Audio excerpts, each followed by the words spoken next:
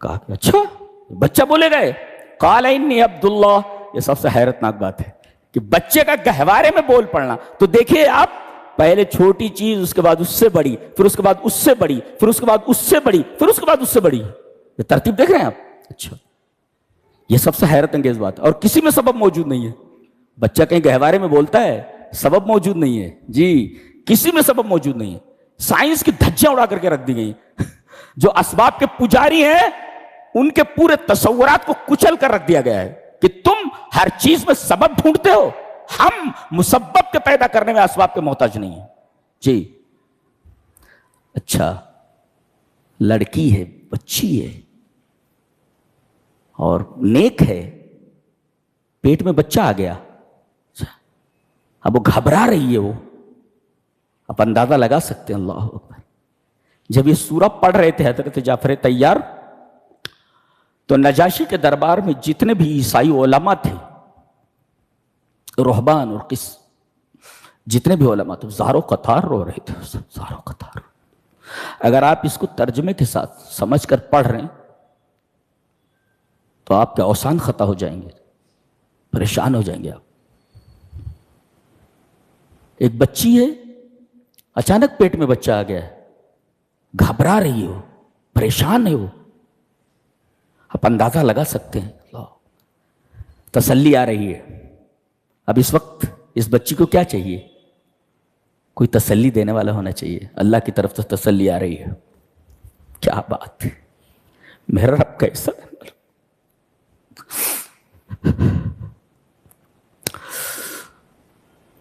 کہہ رہی ہے، قالت یا لیتنی مت قبل هذا وکنت نسیا منسیا. اس واقعے کے ہونے سے پہلے میں مر جاتی. مت قبل هذا وکنت نسیا منسیا. بھولی بسری چیز ہو جاتی. کیا ہو گیا مجھے؟ اس سے پہلے میں مر جاتی. بھولی بسری چیز ہو جاتی. وکنت نسیا منسیا.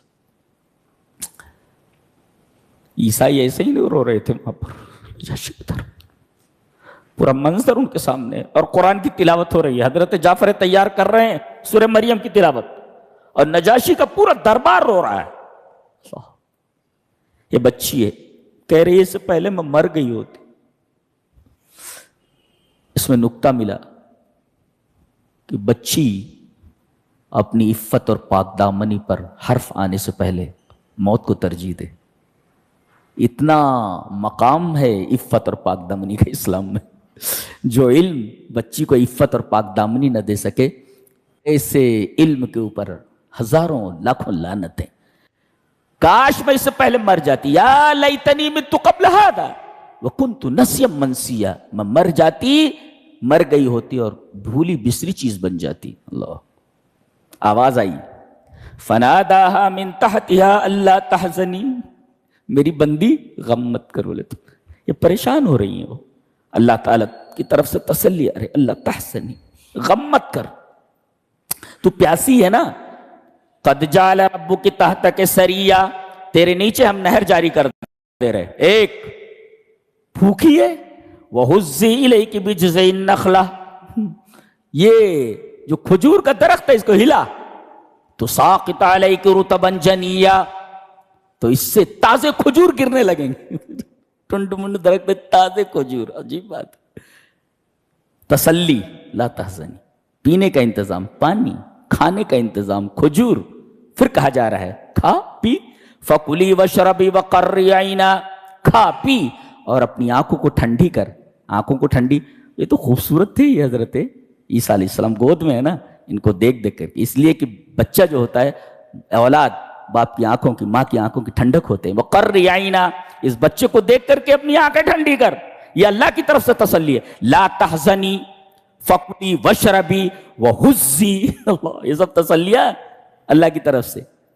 اچھا، اب آخری بات آئی کہ اب قوم کے سامنے جانا ہے بچے کو لے کر کے. تیری شادی تو ہوئی نہیں ہے، تو ایک کام کر، جو بھی کوئی پوچھے تو کہہ دے کہ میں نے روزہ رکھا ہے، چپ کا روزہ رکھا ہے. فقولی انی نذرت للرحمن صوما.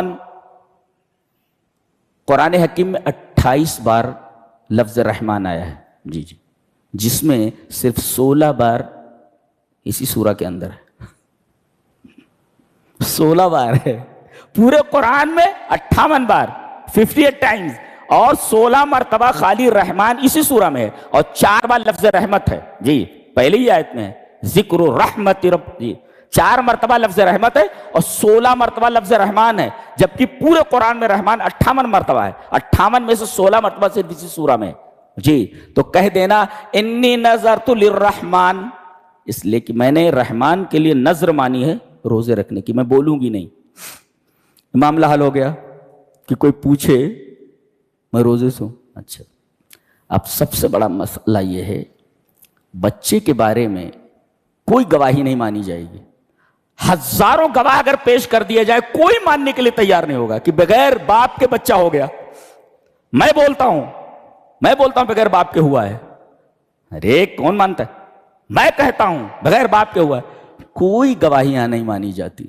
تو یہاں گواہی بہت ہی عجیب ہونی چاہیے، عام ٹریک سے ہٹ کر کے گواہی ہونی چاہیے، لہذا عام ٹریک سے ہٹ کر کے گواہی دلوائی گئی۔ وہ بچہ جو بھی دودھ پی رہا ہے وہ بولتا ہے قال انی عبداللہ، اب کس کی گواہی چاہیے؟ یہ تو خرق عادت ہے، ایسا ہوتا ہی نہیں ہے، لہذا یہ گواہی ایسی ہے کہ ہر ایک کو ماننا ہے، you have to accept it، کہ ماننا ہی ہے، you have to admit it، ماننا ہی ہے آپ کو، اس کے علاوہ کوئی چارہ ہی نہیں ہے، اس لیے کہ کوئی گواہی یہاں مانی نہیں جا سکتی۔ لاکھوں لوگ اگر گواہی دیں کہ یہ سچی ہے کوئی نہیں مانتا، یہاں تو ایسی گواہی چاہیے جس کا کوئی انکار نہ کر سکے۔ تو رب نے کہا میں ایسی گواہی دلواتا ہوں جس پر سارے لوگ متفق ہوں، کوئی اس پر اعتراض نہ کر سکے۔ پوچھا گیا کون؟ قال انی عبداللہ، میں بندہ ہوں۔ پوری عیسائیت کی تردید ہے اس سے ایک جملے میں جی، وہ کہتے سن آف گاڈ ہے، یہ کہہ رہے ہیں کہ میں سلیب آف اللہ ہوں، وہ کہہ رہے ہیں سن آف گاڈ۔ حضرت عیسیٰ اپنی زبان سے کہہ رہے ہیں سلیب آف گاڈ ہوں میں اللہ کا بندہ ہوں، تم کہتے ہو سن آف گاڈ، یہ کیسے؟ تم تو اپنے نبی کا کہنا نہیں مان رہے ہو، تم تو اپنے نبی کی اتباع نہیں کر رہے ہو، کیا بات ہے! سبحان اللہ و بحمدہ، سبحان اللہ العظیم۔ گواہی دیکھ رہے ہیں آپ کیسی؟ یہاں تو کوئی گواہی نہیں چلنے والی، آپ کو سمجھ میں آ رہا ہے نا؟ کوئی گواہی نہیں چلنے والی تھی یہاں۔ گواہی خرق عادت ہونی چاہیے جس پر سب کا اتفاق ہو، لہذا گہوارے میں بچہ بول پڑا انی عبداللہ، انی عبداللہ۔ سب سے پہلے یہ کہنا چاہیے تھا میری ماں معصومہ ہے، ایسا بولنا چاہیے تھا نا، لا لا لا لا لا، سب سے پہلے انہوں نے اللہ تبارک و تعالی کی تنزیہ فرمائی جی۔ شرک زنا سے بھی زیادہ سخت ہے، یہ بتایا گیا۔ پہلے انہوں نے اپنی ماں کی طرف سے دفاع نہیں کیا، اللہ کی طرف سے دفاع کیا انہوں نے جی۔ اللہ کا بیٹا نہیں ہوتا بولے جی، میں اللہ کا بندہ ہوں، بیٹا نہیں ہوں۔ تو سب سے پہلے انہوں نے شرک کی تردید کی، اس کے بعد شرک کی تردید کے ضمن میں ماں کی عصمت بھی ظاہر ہو گئی، اس لیے کہ بچہ گہوارے میں کہاں بولتا ہے، بول پڑا، اس نے اللہ کی طرف سے دفاع کیا تو اللہ تبارک تعالیٰ نے ان کی ماں کی طرف سے دفاع کر دیا۔ کیا بات ہے! یہ ہے سبحان اللہ و بحمدہ، سبحان اللہ العظیم۔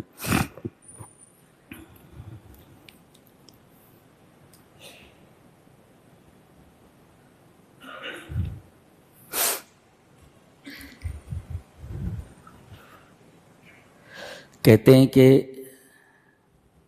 ان کے بعد کچھ ناخلف لوگ آئے، سپوتوں کے بعد کچھ کپوت لوگ آئے، کپوت، انہوں نے نماز کو ضائع کر دیا اور شہوات کے پیچھے چل پڑے۔ ایک مفسر کہتا ہے اذا اجدبت الصلاوات اخضرت الشہوات، جب نمازوں کی زمین بنجر ہو جائے تو اس میں آدمی کی خواہشیں خوب پھلتی پھولتی ہیں۔ آدمی اگر بے نمازی ہو جائے تو دیکھو کیا کیا کرتا ہے جی، اللہ کا حق نہیں ادا کرتا، بندوں کے کیا حق ادا کرے گا جی، ساری گڑبڑیاں پیدا ہو جاتی ہیں اگر آدمی بے نمازی ہے تو جی۔ اس کے بعد ایک سوال کا جواب، اور یہ قرآن حکیم کا بڑا پیارا انداز ہے، سوال بھی بڑا عجیب ہے لیکن جواب ترکی بترکی ہے، ترکی بترکی جواب۔ کیسے جواب؟ سوال وَيَقُولُ الْإِنسَانُ أَإِذَا مَا مِتُّ لَسَوْفَ أُخْرَجُ حَيًّا، انسان یہ بولتا ہے کیا جب میں مر جاؤں گا تو دوبارہ زندہ کر کے اٹھایا جاؤں گا؟ یہ کیسے ہو سکتا ہے؟ هذا مستحیل، it is impossible۔ دیکھو جملہ کیا ہے، وَيَقُولُ الْإِنسَانُ أَإِذَا مَا مِتُّ لَسَوْفَ أُخْرَجُ حَيًّا، انسان یہ بولتا ہے کہ جب میں مر جاؤں گا تو کیا اٹھایا جاؤں گا زندہ کر کے؟ جواب ترکی بترکی، اولا یذکر الانسان انا خلقناہ من قبل ولم یک شیئا. کیا جواب ہے دیکھو، ترکی بترکی ہے، اسی ٹیک میں جواب دیا گیا ہے.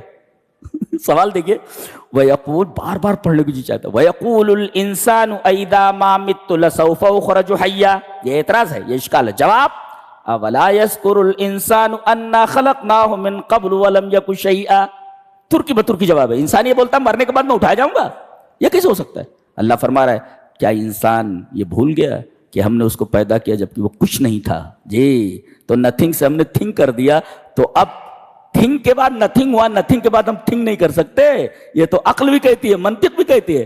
It is logical not illogical. جی، وَيَقُولُ الْإِنسَانُ أَإِذَا مَا مِتُّ لَسَوْفَ أُخْرَجُ حَيًّا. جواب اولا یذکر الانسان انا خلقناہ من قبل ولم یک شیئا. یہ تو کوئی چیز تھا ہی نہیں، نتھنگ تھا، ہم نے نتھنگ سے اس کو تھنک کیا ہے. اب نتھنگ سے تھنک کر دیا، تھنک کے بعد نتھنگ کر دیں تو نتھنگ کے بعد تھنک تو دوبارہ کر سکتے ہیں نا. اللہ، کیا جواب ہے!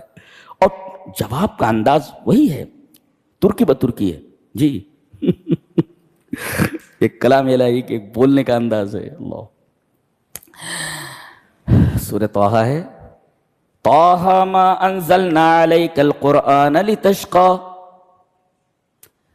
قرآن ہم نے اس لیے نازل نہیں کیا ہے کہ تم لوگ انلکی ہو جاؤ، خراب نصیب والے ہو جاؤ. لکی بننے کے لیے بھیجا ہے. قرآن اس لیے نہیں نازل کیا گیا ہے کہ تم انلکی ہو جاؤ، بد نصیب ہو جاؤ. جی، اس میں پورے سورہ کریمہ میں دو قسم کے لوگ ہیں. للناس صنفان، لوگوں کی دو قسمیں ہیں. ایک اہل السعادہ، ایک اہل الشقاوہ، سعید اور شقی. جی، اور یہ ماں کے پیٹ ہی میں لکھ دیا جاتا ہے. آخر میں بولتا ہے کیا لکھوں میرے رب، شقی یا سعید؟ تو کہا جاتا ہے اس کے بارے میں شقی لکھ دے، اس کے بارے میں سعید لکھ دے. جی، تو جو سعید ہیں ان کے لیے جنت. وَأَمَّا الَّذِينَ سُعِدُوا فَفِي الْجَنَّةِ وَأَمَّا الَّذِينَ شَقُوا فَفِي النَّارِ. جو شقی ہیں وہ جہنم میں، اور جو سعید ہیں وہ جنت میں. تو قرآن اس لیے نہیں اترا ہے کہ آپ شقی ہو جاؤ.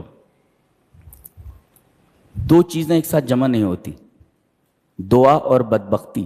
اسی طرح دو چیزیں جمع نہیں ہوتی، قرآن اور بدبختی، یہ دونوں جمع نہیں ہوتے. جی، ایک مفسر لکھتا ہے کہ لن تشقا طالما کنت متمسکا بحبل الدعا. تم شقی ہو ہی نہیں سکتے، انلکی ہو ہی نہیں سکتے